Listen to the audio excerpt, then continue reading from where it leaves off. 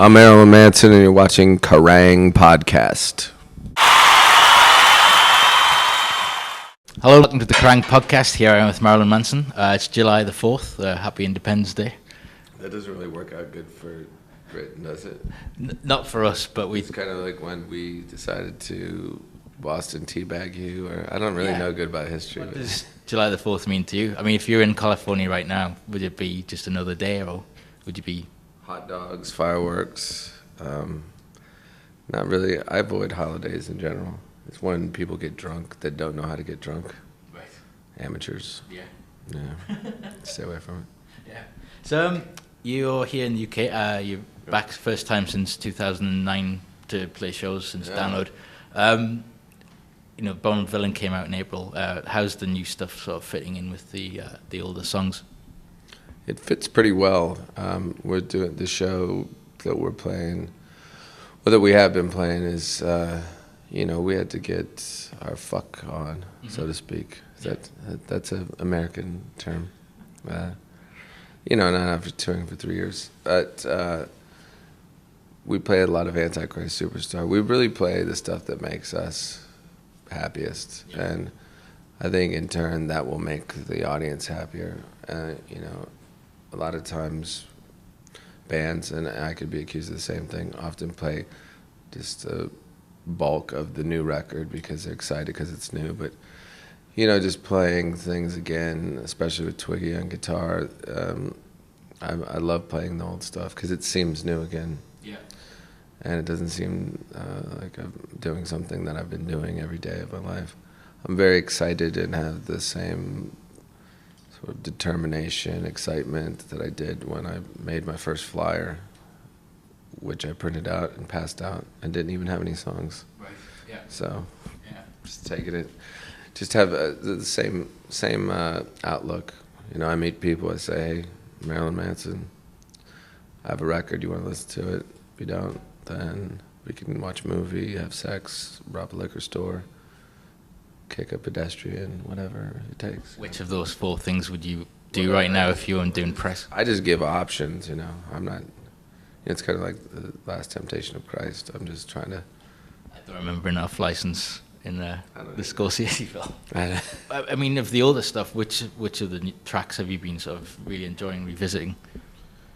Just with the band, the way it sounds right now, Antichrist Superstar, the song, it used to feel a lot different.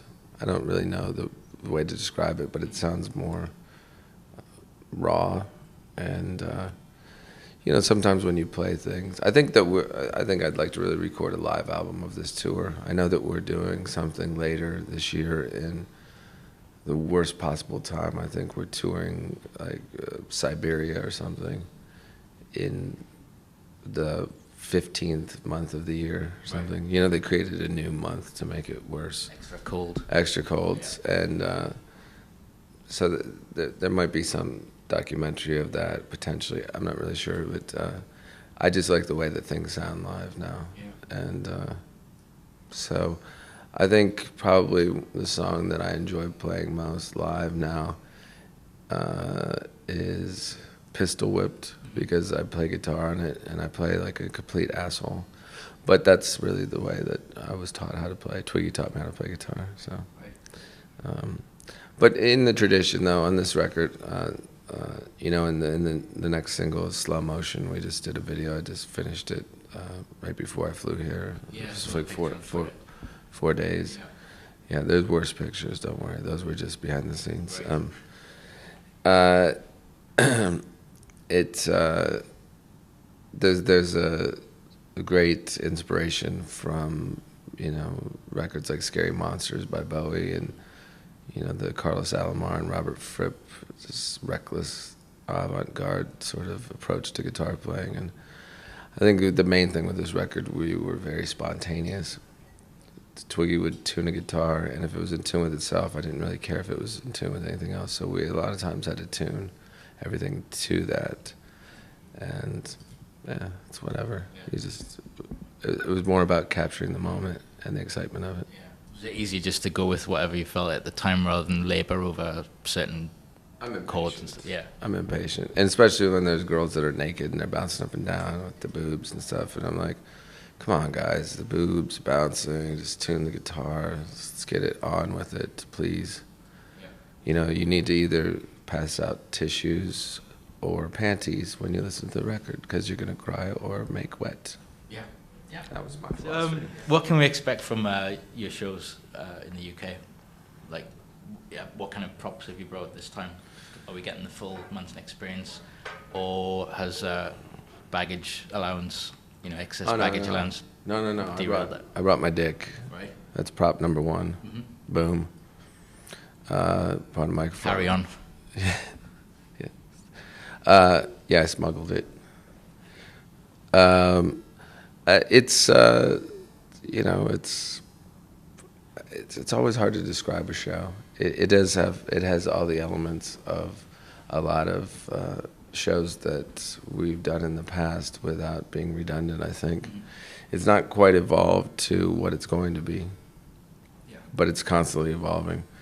I like to have it still be punk rock, but with also theatrics. There's a fine balance. When it becomes too choreographed, and it becomes like an off-Broadway play or some bullshit like that. Yeah. And so I like to walk on stage and hope that there's a surprise for me. Who knows? I just like to keep loaded firearms, things like that. Scissors, just things that, shouldn't be on stage, just in case I want to improvise. Right. What about a sheet of lino and a ghetto blaster in case there's any impromptu breakdance? I never thought of that. There you go. If that happens this week, I'll take full credit. I'm thinking about just putting a ghetto blaster and then just a stand-up cardboard version of myself and staying backstage and getting blowjobs the whole time. Right. I figured that would be easier. Who says men can't multitask? So you get into the world of acting. You posted this picture. Oh, yeah. Could you tell us about David Dolores Frank, a character you play in the film called Wrong Cops? Yeah, so when we finished, this is really sad. Like, I had to put braces on my teeth. The director, Quentin, he actually tried to convince me to put real braces on my teeth. I told him to go fuck himself because I had braces when I was a kid. But I mean, he also is Mr. Oizo. He makes electronica musics. The character it's absurd. I play a sort of what he calls, in his words, because he's French, shitty French douchebag, teenage street hustler, prostitute, gay. That's kind of and I said, you had me at shitty. And so, I've this really, but the most important part to know is I'm wearing a shirt that says Canada. I think that really ties it together. I don't know. I didn't choose it. This was me simply being a puppet for him, and it was great. He's great to work with. It's a small part. The scene that I'm in is with Eric Wareheim from Tim and Eric's Awesome Show. He was great to work with, and Grace Zabrinsky, and then this guy Mark Durham that plays Duke. That's in that the short version that's online. He's a real character. So that, and then I did Californication the day after that. I had a really busy week. I played myself in that, which was unusual because I had to read a script and it was telling me what I normally would say. But it should be noted that in both films I get to say AIDS. Right. Yeah. Are you pleased with yourself for that? Well, it is what it is. So how long does it take you to get ready for a show? I like to spend about 3 hours just listening to music. And really, for the most part, by myself. And, then I'll play guitar a little bit. I don't really do any of those la la la la la warms ups. I will just sing along with music that I like. And then it takes me about 15 minutes to put on my makeup, depending on what kind of mood I'm in. But other than that, it's a brief process. I woke up at noon, put on some lipstick, and came down here. But, it usually takes me about 45 minutes to get shit hammered if I want to. But, I try to keep it to a minimum. I'm trying to, Yeah. I've been sober for about 35 seconds. Good. Do you have a coin for that? Oh, you just spoiled it. Boom. Yeah.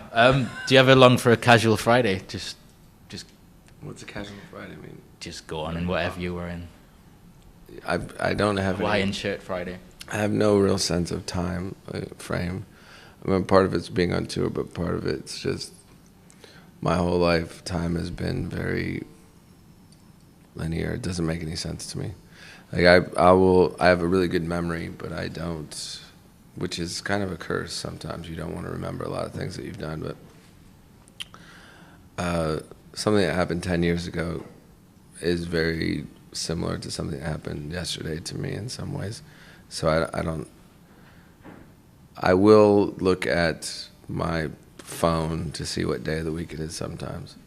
Here's a quiz. What day is it? And it's Thursday? Nope. Oh, damn it. Wednesday. Yeah. Okay, I was close. So, I have a piece of paper that tells me what day it is for the past 15 years. Right. Tells me what time I have to do something. Sounds good. It's good to have a It sounds schedule. like they just put me in a cage, pump me full of drugs, set me loose like a wild baboon. Thank you very much for joining us. Yeah, I'm gonna. I think it's a solid look. It's really shitty. Yeah, it's all right. I'm fond of it. It's shitty. Excellent. Well, you can see clips at wrongcops.com Yeah. and Californication. Oh yeah. Yeah. That's the next season. It's coming out. It's the character that's in it is Tim Minchin. Oh, I think that yeah. he's Australian comedian. yeah. Yeah. I think he's from New Zealand though. Right. Is he? I don't know. It's somewhere not. See, when people say it's down under, I like to say we're up over. Why do they get to call the shots? Just like you guys call yourself Great Britain. I'm just like, well, it's just to be determined, good, potentially great. We don't call ourselves the great United States. A lot of time's passed. I think we've got to preach forgiveness on this podcast. We're fine with America now. Thank you very much, and enjoy the rest of your stay. You too. Don't tell me what to do, but I will. Okay.